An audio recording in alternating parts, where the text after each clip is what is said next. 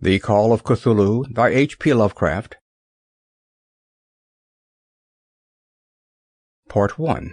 The Horror in Clay.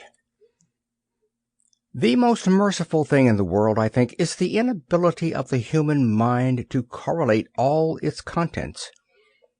We live on a placid island of ignorance in the midst of black seas of infinity, and it was not meant that we should voyage far.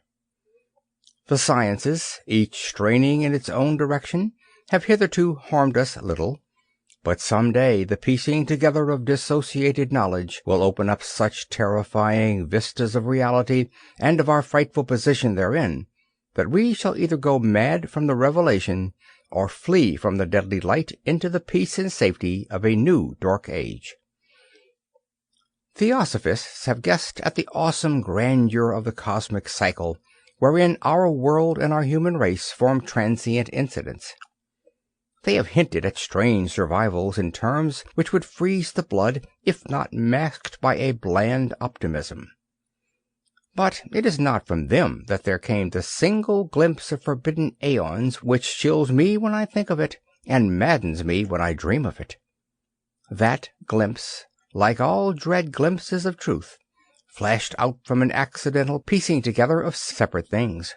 In this case, an old newspaper item and the notes of a dead professor.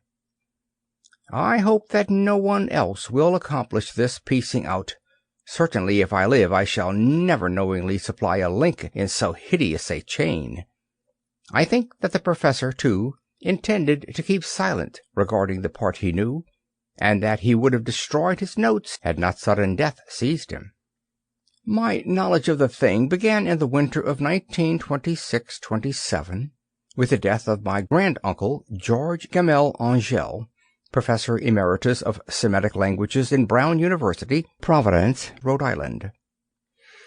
Professor Angell was widely known as an authority of ancient inscriptions, and had frequently been resorted to by the heads of prominent museums, so that his passing at the age of 92 may be recalled by many.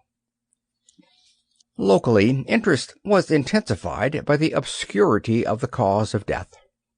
The professor had been stricken while returning from the Newport boat, falling suddenly, as witnesses said, after having been jostled by a nautical-looking negro who had come from one of the queer dark courts on the precipitous hillside which formed a short-cut from the waterfront to the deceased home in William Street.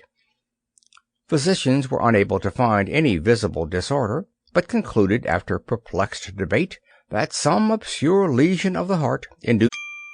Sample complete. Ready to continue?